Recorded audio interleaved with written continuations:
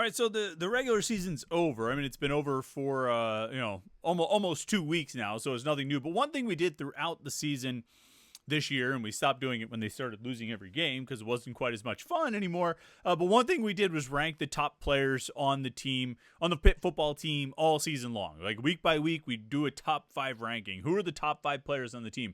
And so I thought about it, and I said, you know what? We should do sort of an end of the regular season rankings. And I don't know if there's going to be any surprises. It might be what everybody expects it to be. But I think it's, an interesting little conversation. Think a little bit about maybe some of the good things that happen on this team. Right now, I think everybody's kind of caught up in the negative and the bad things that have happened for Pitt football, certainly over the last 5 games and ending up with a bowl game against Toledo and, all that came with all that comes with a 5-game losing streak after going 7-0 to start the season. And I understand that. But, and we could probably broaden it out to just sort of 5 good things that happened this season. But I think there were a number of standout individual performances. As a matter of fact, I think there are enough standout individual performances that we could go so far as to not only rank the top 5 players on the team this year, but have an honorable mention as well. And so I have one of those too. I have the top 5 players on the team this year and an honorable mention because I think there are some individual performances that deserve to be, shouted out, so to speak. Some guys who deserve some recognition for the performances this year, and guys that I think, when you really think about how they played individually, I don't know if it's going to change your perspective on the season. It's certainly not going to change anything about the fact that they lost 5 games in a row to end the year. But maybe it gives you, maybe you can at least think a little bit about some of the positive things that happened because there were a few of those. So that's what today's Morning Pitt is. If you have no interest in any kind of optimism or positivity about the football team, then, tune out because this is not for you. But if you are interested in having that conversation, actually don't tune out. I mean, come on, stay tuned, even if it's just to tell me I'm an idiot for saying anything nice about the football team at this point. Because I'm always willing to hear your comments and observations. But look, I think there were some really good individual performances, and we're going to run them down right here. Top 5 players of the season, ranking the top 5 right here on the Morning Pitt, youtube.com/Panther-Lair.com.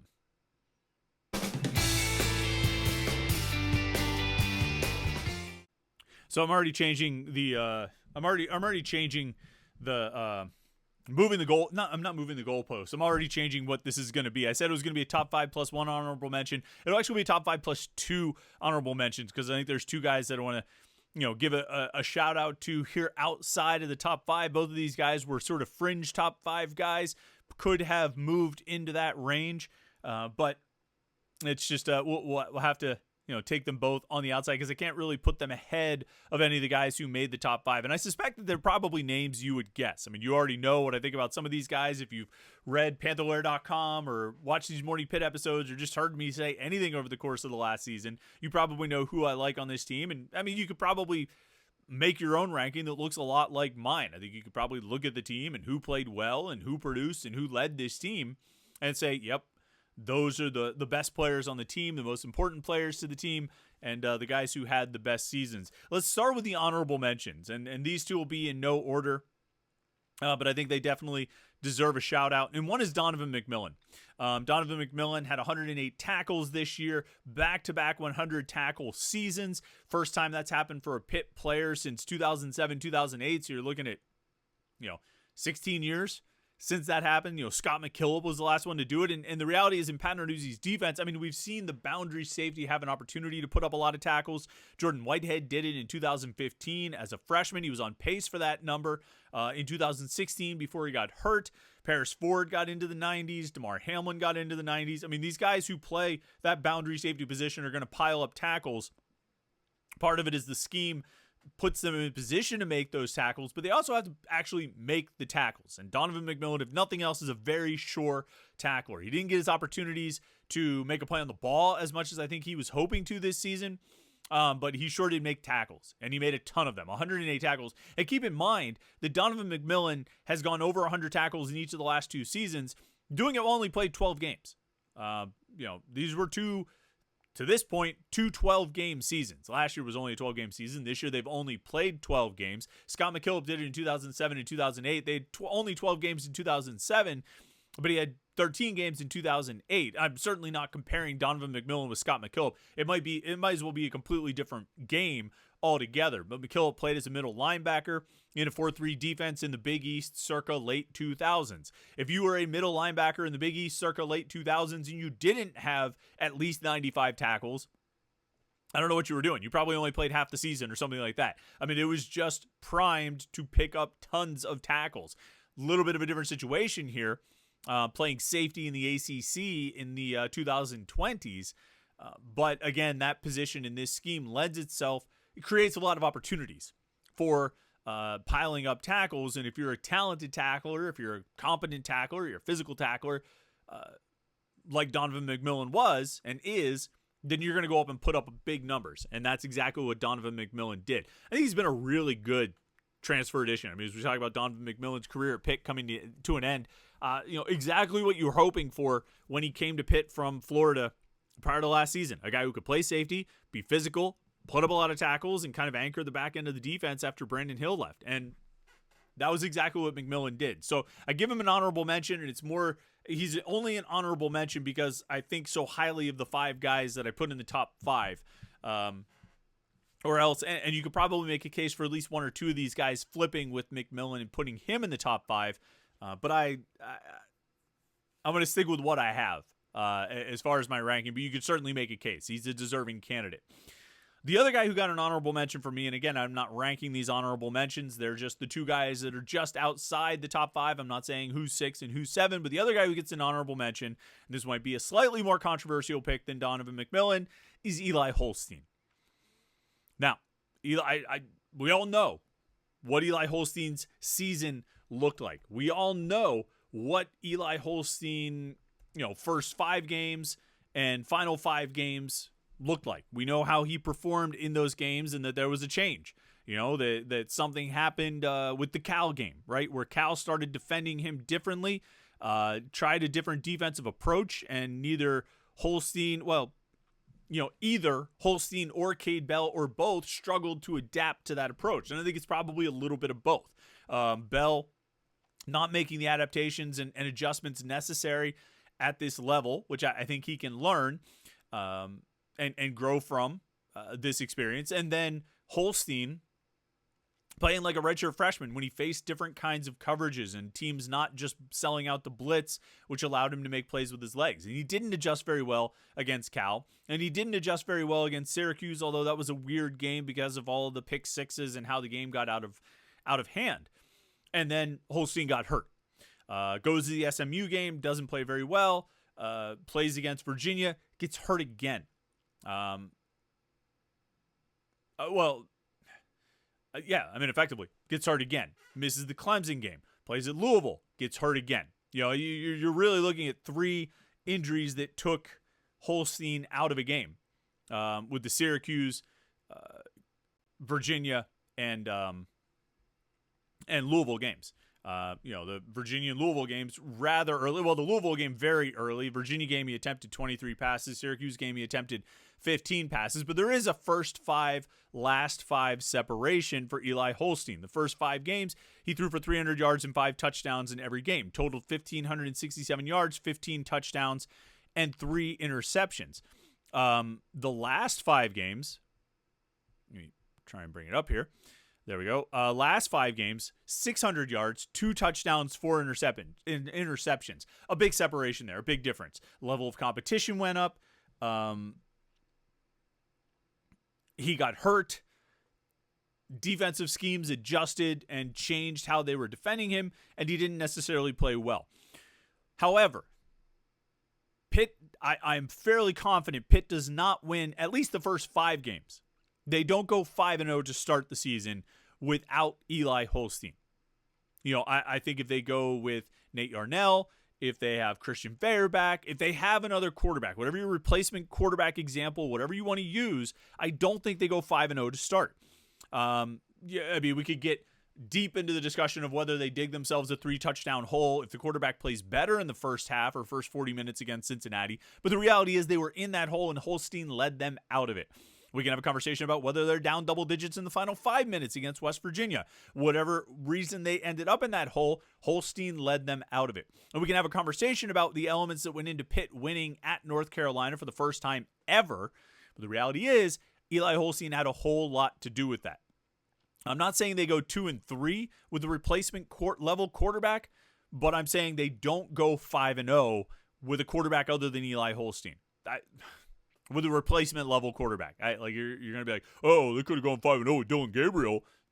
Relax, okay? Eli Holstein played really well at points in those first 5 games and looked like he's going to be a stud, which I still think he will be. The next 5 were not as good, but I think you can, if you are so inclined, you can rationalize a decent portion of what Eli Holstein did in his final 5 appearances. Cal game, it was a struggle. Facing very good defense. They were leading the nation in interceptions. Going into that game, not a surprise he threw some picks. Redshirt freshman played like a redshirt freshman. Next game, Syracuse, even before he gets hurt, not necessarily playing well. Kind of a weird game, didn't matter because they had all these pick sixes, so they were staked a big lead. Changes the atmosphere of the game, the context of the game. SMU just got out of hand from the start. Who knows what to say from that? And then, Virginia, not necessarily playing well, but I think there's a case to be made that Holstein probably leads them back to win that game before he gets hurt. If he hadn't gotten hurt, I should say. Clemson game, doesn't play. Louisville, playing well for the 12 snaps he was on the field. He was playing pretty well. And if I've said it once, I've said it a million times, the interception he threw at the goal line was the right read. It was a bad throw, but it was the right read and a good decision by Eli Holstein. And so, I think that's encouraging, and I think his performance at the beginning of that game before he got hurt again was encouraging. On the whole, I think you should be really encouraged about Pitt's quarterback situation heading into 2025. And I think you could look at, they won 7 games, and Eli Holstein had a whole heck of a lot to do with 5 of those 7, including a few that the odds were against Pitt winning, either due to the situation of the game or the fact that they've never won in a place historically. So Eli Holstein gets an honorable mention from me. And really, if I was going to swap him out or move him into the top 5, because I really debated it, and I felt like I could put him into the top 5, and maybe if he had won one more game, if he had played against Clemson and won that game, if he had stayed in the Louisville game and won, if he had led them back against Virginia, I might have moved Eli Holstein into the top 5. As it is, I couldn't do it because I got to have number 5 spot for Ben Sauls. Ben Sauls went 18 of 21 on field goals this year, made all of his extra points. He set a Pitt record with 5 field goals of 50 yards or more, and tied the Pitt record for the longest field goal ever, 58-yard kick. Ben Sauls was outstanding. He missed 3 kicks. One of those was a blocked field goal against Virginia where, Virginia exposed a schematic deficiency, not necessarily an operation issue or something with Sauls kicking. It was a schematic problem that Virginia was able to expose. So I don't hold that on him. So he really missed on 2 kicks all season. Made some huge kicks to win games, made some long kicks, it was as reliable as it gets. In the SMU game, when he missed a kick, it was like, oh crap, this is what kind of day it's going to be for Pitt. Because Ben Sauls missed a kick. I don't think he had missed one to that point. I think he was perfect. And Pitt's whole season fell apart after that. I'm not going to blame that on Ben Sauls, but it was sort of an indicator of like, things might be going wrong here. But Ben Sauls was outstanding. And one of the best kickers in Pitt history, and just had a great season. And we could get into the debates of why he was or was not an all-ACC pick, but he was one of the best kickers in the conference, and I think one of the best kickers in the country. He's going to get paid money to kick footballs in the very near future. My number 4 guy was Konata Mumpfield. And I can't deny I've had a soft spot for Konata Mumpfield ever since he transferred to Pitt from Akron. He was really good at Akron, and thought, I think part of the thing for me with Konata Mumpfield is he had this outstanding freshman season at Akron, was really good, all MAC, maybe freshman All-American, and he comes to Pitt, a Pitt team that had just won the ACC, went 11-3, had the Biletnikoff Award winner, a Heisman Trophy finalist, this high-flying, all over the place, explosive passing attack, and he comes to be the next guy in there to work with Jordan Addison, to work in place of him ultimately. and he joins Frank Cignetti's offense. And for 2 years, he toils in Frank Cignetti's offense. And it's rough and it's ugly and they don't do very much and they don't do very well and they're not very good and their offense stinks and it's probably not what he signed up for. But he's stuck with it. Even though his receiving yardage dropped by 200 yards. So at Akron, his freshman year at Akron, he caught 751 yards and 8 touchdowns. The next year, 551 yards, a full 200 yards less, 1 touchdown. 7 fewer touchdowns. The next year, his yardage went up a little bit to 576, and he caught 5 touchdowns, so it's improved, but it's still, numbers never really matched what he did that freshman year at Akron. This year, finally, he gets a chance to make plays. And he ends up with 813 yards, 5 receiving touchdowns. 3 years at Pitt, he had almost 2,000 yards and 11 touchdowns. And really, this year, I think he got an opportunity to show what he could do and play at a high level. He had 100-yard receiving games for the first time since Akron. So he had 3 100-yard receiving games in his freshman year at Akron. In the next, however many games, did he play all 13, 3, 4, 5, 6, 7, 8, 9, 10, 11, next 24 games, because he missed a game in 2022. In the next 24 games, he never had a 100-yard receiving game. Never. He even had the game at West Virginia last year. He had 1 catch for 6 yards. The game at Duke in the season finale last year, 1 catch for 10 yards. This year, he got 3 more 100-yard games. For the first time since his freshman year, he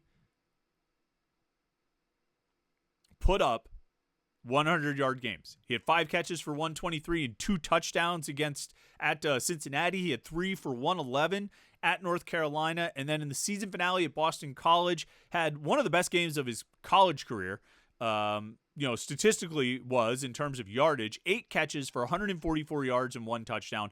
And I love that Konata Mumpfield was able to end his career like that. I love that Konata Mumpfield was able to end his career with 144 yards on 8 catches, and just an outstanding game. One of the best games of his college career, arguably the best game of his college career, certainly the best game of his Pitt career, making huge catches. It's on the screen right there. He was a beast in that game. And I think he still had a drop, so it wasn't a perfect game, but he was a beast in that game. And I think he was, like Kenny Johnson, underutilized this season. He had, what was his final catch total this year? 52 catches for 813 yards. He should have had 70 catches, and maybe 1,000 yards if he had been utilized properly. But unfortunately, he, didn't get the targets he should have. He should have been the number 1 guy across the board in the receiving game, in the passing game, I should say, and quarterback issues and O-line issues. These things all sort of play into it. But I was glad Konata Mumpfield was able to end the way he did with such a huge game, ultimately in a loss, but a great game where he really showed the kind of receiver he is. I think he's an NFL player. I think he's really good, and I think this year he was one of their best players. I have him number 4 on this list, and it's too bad that his targets and usage didn't live up to that, because I think he was good enough to merit it. All right, number 3 on this list. I really went back and forth about this one. This is tricky. Because I debated on who should be 3 and who should be 2. I'm going to go with number 3. I'm going to go with Rasheem Biles.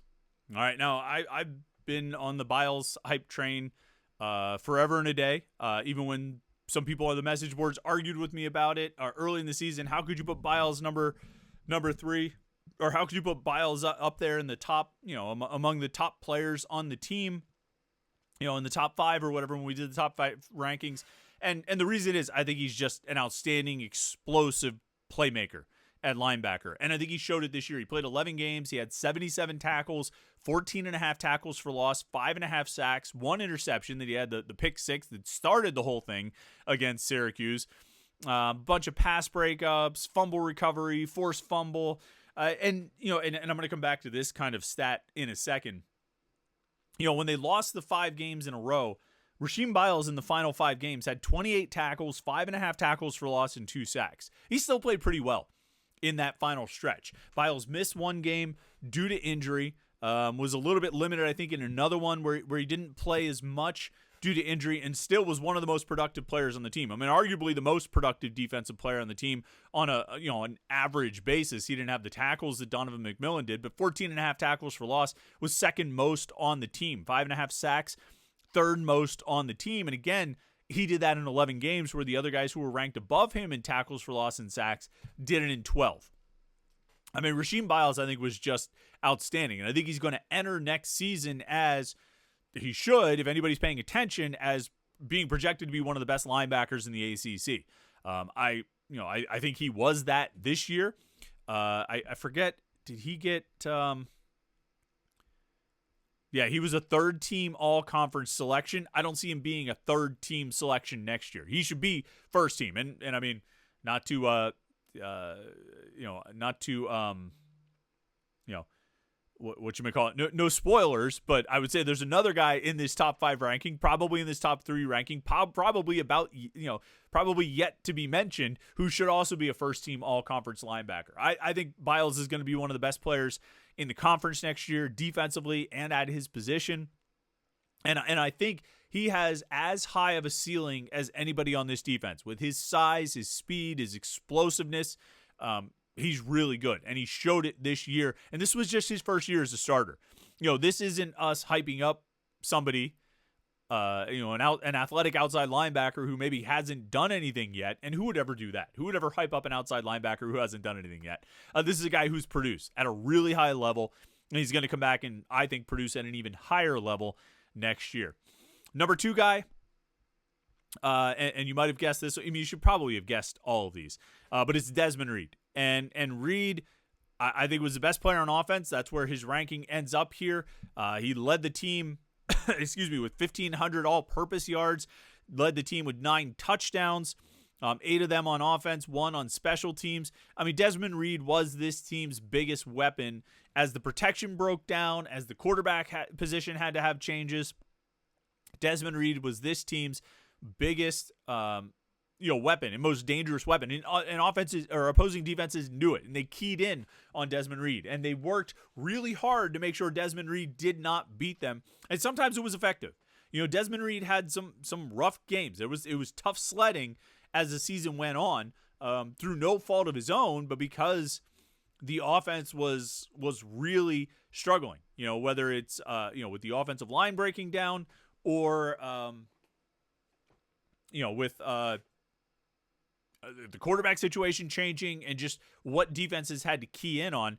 And still, Desmond Reid had 151 all-purpose yards against Virginia. He had 174 all-purpose yards against Clemson. He had 90 all-purpose yards against Louisville and didn't play against Boston College because he was banged up. He had 3 games with more than 200 all-purpose yards: Kent State, Cincinnati, and Carolina. Kent State obviously had the long punt return for a touchdown, but Cincinnati and North Carolina, it was just happening because he was making plays all over the place.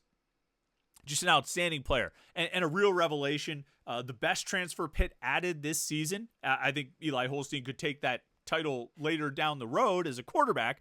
Inevitably we're going to rank those guys higher, but he was the best transfer that Pitt added this season. He was the best offensive weapon that Pitt had this season. Excuse me. And there's a reason he was the first team all ACC all-purpose player.